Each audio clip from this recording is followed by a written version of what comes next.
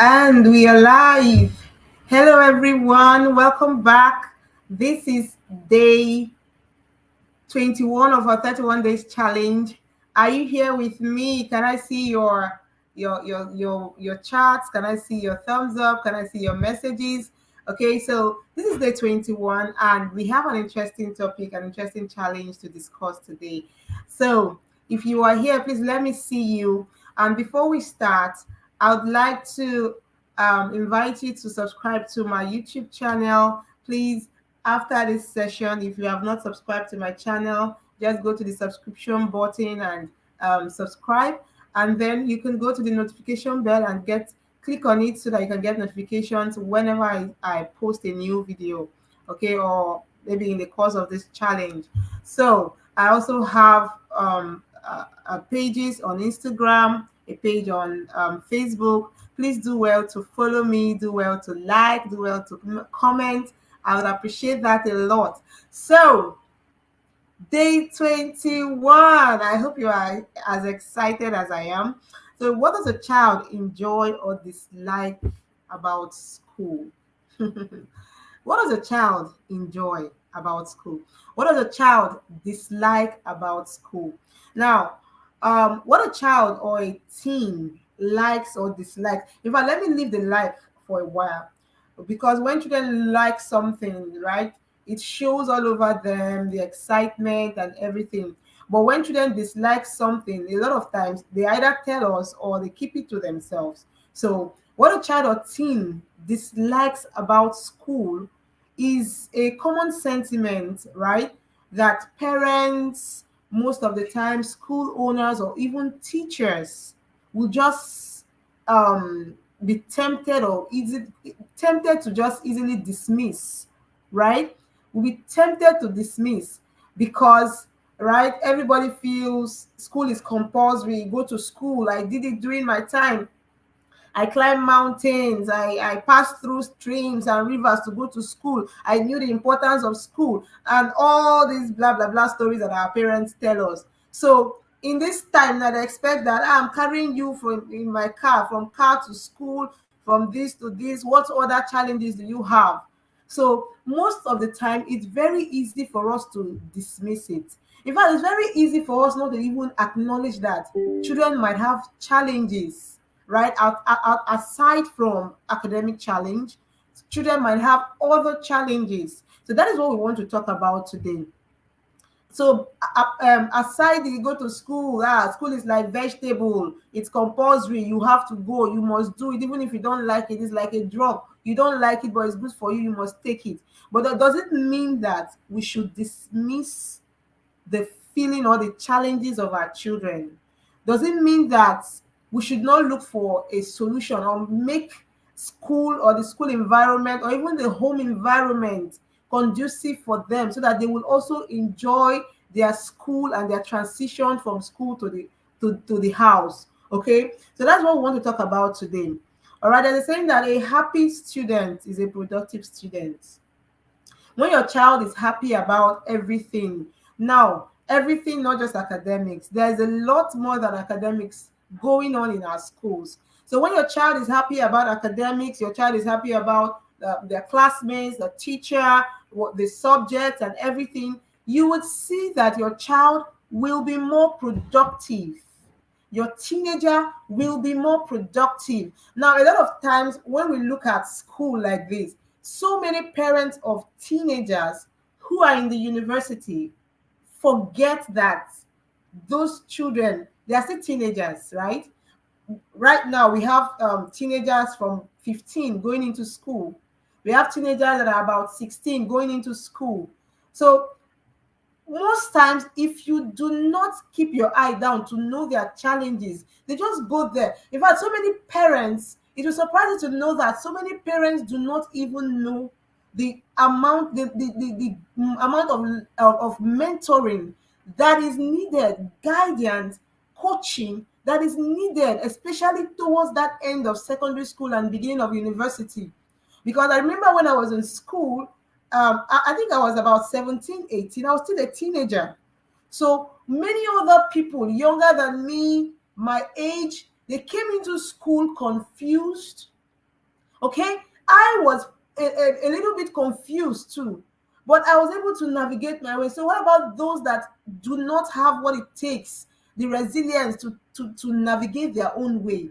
That's why you see a lot of times they come in naive, they come in so disorganized, so confused. They go into the university. Your 15-year-old is in university. You just assume, oh, they are in university. They should be big. They should be grown enough to find their way around.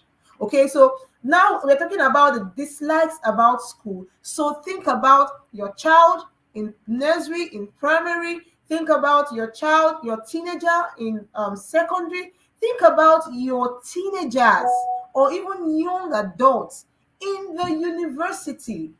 Think about them.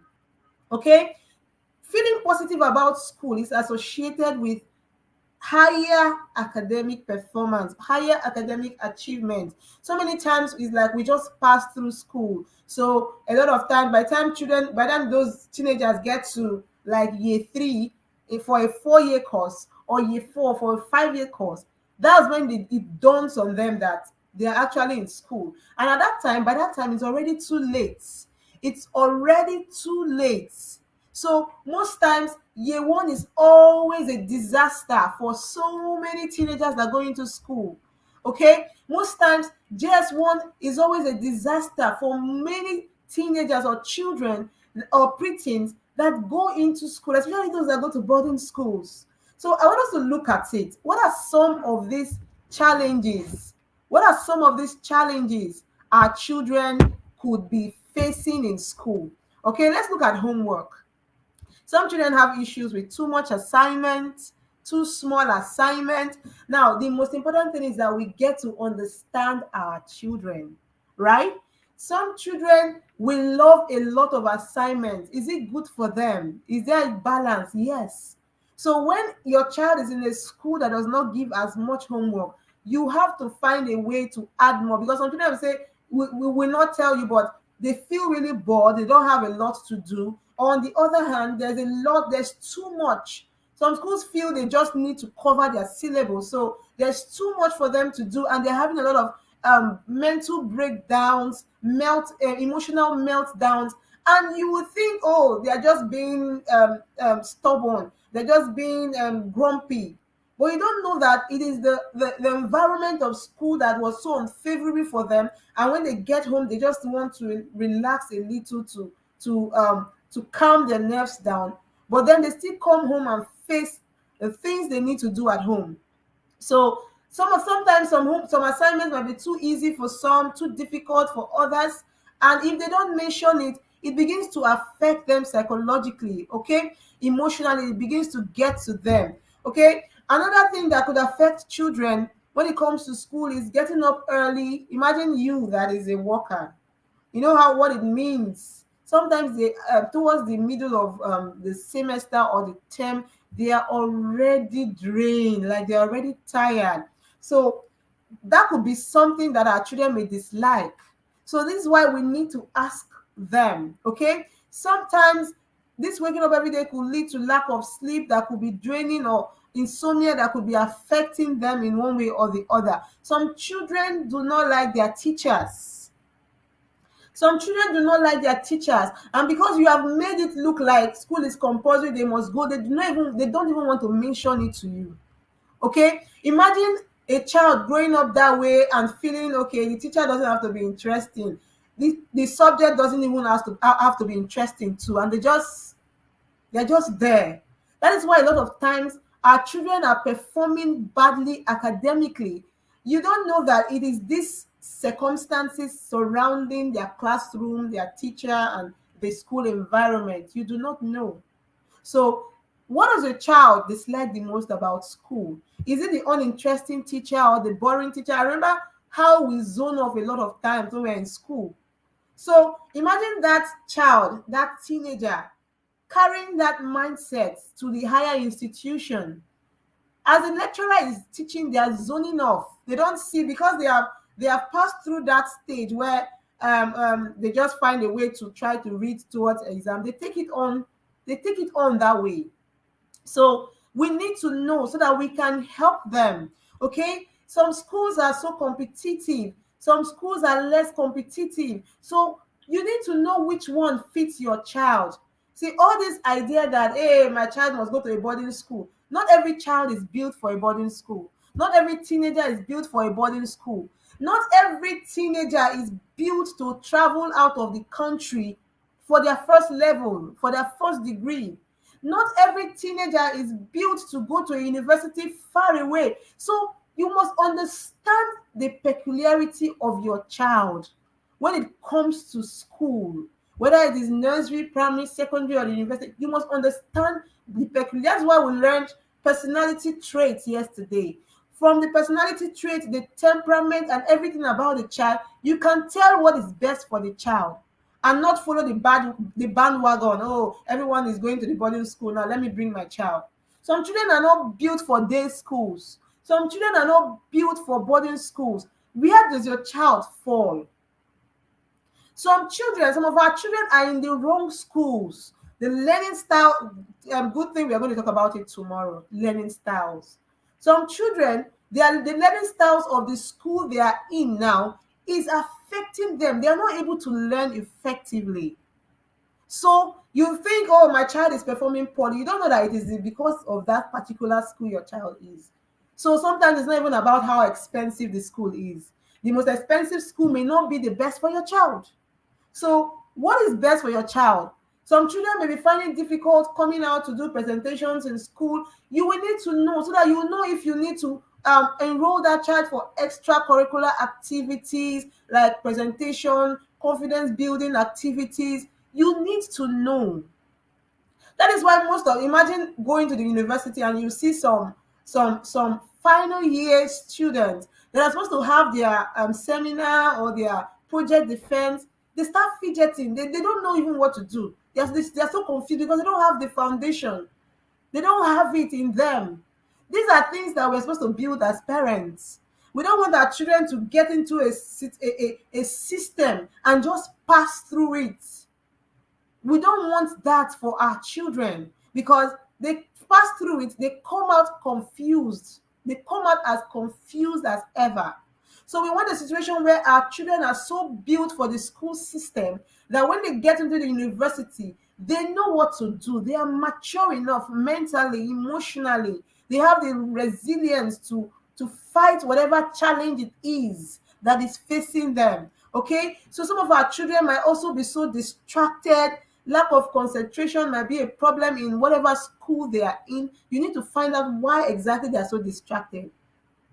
I talked about boarding school. See, so for some children, they don't want to be, some children are family oriented. You need to know, right? Every child should be family oriented, right? But yesterday we talked about the conscientious child who is so detailed. Some of those children are so family oriented. They want to stay around family. You send those children away, you miss out on bonding and connection with that child. Because uh, how many weeks of the year does that child have to spend with you? They spend most of the time in school. So they begin to connect, they begin to find a way to connect to other things. And then you begin to wonder, why is this child so far from me? It's they don't call me. It's because they have found a way to bond with something else, to connect with something else. So we do not want to get to that point. At least we want a balance. Okay, boarding school may be too far from for some children. um I've already talked about university, which may be too far for some children. Okay, some children may be having coping issues, adapting issues in boarding schools. Now, some children may be feeling lonely there, so they are not built for that environment. Some children may go there, and because you have not built or guided them enough, they go and fall into the wrong hands, bad influence, and that is it for them. Some children need guidance and mentoring between that 10 and 17 years. They need more of it. Yes, every child needs it, every teenager needs it. But for some children, they need it more than others. So when you take away that from them, you have missed out on it. You have missed out on it. They say parenting is an 18-year plan. Whatever you see after 18 years is like your report card, it's like your result. So we have to be very sensitive and careful when it comes to our choices. Yes, for some children, boarding school might be good. So make your choice. Make sure that your choice is from a well-informed place, not from following the bandwagon or following every other person or the trend. Okay, so some children might be having issues with their classmates. They will not tell you. Some children might be having issues with not feeling valued in class. Okay, there are some teachers that do not know what it means to carry every child along. So in some schools, some children might be feeling like they are not part of it. They are not good enough. Some teachers might be giving them that impression. If you don't talk to your child about school, you will not know. All right, you will not know. Thank you, everyone. I can see your comments. Thank you so much. So I want us to talk about, in the comment section, talk about some of the challenges you had as a child or as a teenager in school, and how parents can find a way around it to help their own children. Okay, so even those who really love school might still have some aspect of school that might bring a lot of issues to them. So some children may have issues in every aspect. They come back home, instead of coming back home, if they are coming back home and just tired from school stress, we understand. But some of them are tired from everything around school, from their classmates. Some of them are having issues with bullying. Some of them are having issues with their self-image, and their classmates are not helping. The school system is not helping because they don't have a system like that to help children like that. Okay, so understanding what your child enjoys about school is good. Understanding what your child dislikes about school is important, because it will give you valuable insight on how you can help them, how you can enhance their educational experience. Because right now, that is one very major aspect of life. Okay, and we don't want a situation where our children will just pass through schools and have grades that are not worth it. We want a situation where they will come out, and you know that if it's by grade or if it's by result, they are there. If it's by emotional build-up or development, they are there. Every area, all round, wholesome, they are all there. They are representing us as parents. Okay, so why do we need to know this? So that we can know our child's preferences. Okay, we can know our child's preferences so that you can communicate with them, have chats, discussion, conversations with them. Okay, this shows that you understand them. It will make them feel that, okay, you understand what they are going through, you are involved. It will make them feel that you are involved, or you want to be involved in everything that is best for them. It's so sad that a lot of parents do not even know important dates, important activities or programs in their child's school. So when you ask them, sometimes they will tell you they want you to be here, they want you to do this, they want you to do that. So that is why you need to be informed, because knowing what is going on in school, whether they're in the university, you can reinforce. You can reinforce. You talk to them every day. Okay, so how is this course going? Oh, so how is this subject going? So how is this going? And then you know where to come in. All right, so it is also a way to advocate for your child, for the school's policy. Right, if you want to fight for your child to be in a particular school, it's a way to advocate and talk to the proprietor. Okay, this is what's affecting my child. How can you improve on this to help my child have a better learning experience? So it is important for you to motivate them. Knowing what they dislike will help you motivate them. Some of our children already lack anything enthusiasm when it comes to school, because they are finding issue. Okay, I can see your comment. Parents should try to understand their children so they will be better guided in making decisions for them. Decisions like school suitable for them. Thank you so much. Thank you so much. Parents should know.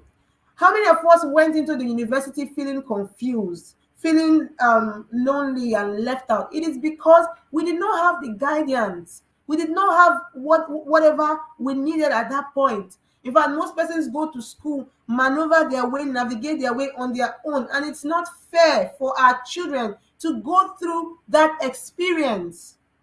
So when you understand their dislikes, you can work with their teachers, you can work to help them, you can reinforce when they come back home, you can know if they need extracurricular sessions or activities, build confidence. You can alleviate whatever school-related anxiety is there, what school-related stress and everything that is that is bothering them and make them feel relaxed. The most important thing is that we want our children to have the love, not just go through school, not just pass through school. We want them to improve their immediate educational experience, right? But we also want them, or we want to lay the foundation for the future. We want to lay the foundation for long-term love and knowledge for success. So the success we're talking about is supposed to be in every sphere of their life, and that is the foundation we want to lay. Long-term love for academics, long-term love for studying, long-term love for knowledge, long-term love for everything. Not the one that we just want to cram and pass our exams, and that is it. We drop our books and close it. So parents, thank you so much for joining me today. It is an opportunity for you to fight for your child's academic progress. Yes, fight for your child's academic progress. I'm glad you joined me. I can see your comments. Thank you so much. I can see your comments, everyone. Okay, our agri teacher in JS1 used to call us monkey, and I was really sad about it. It took my mom and dad. All right, thank you so much. Parents should know their children's teacher. Thank you so much. Thank you very much. We're going to talk about something similar but on another level tomorrow. So I hope to see everyone again tomorrow. Bye, everyone.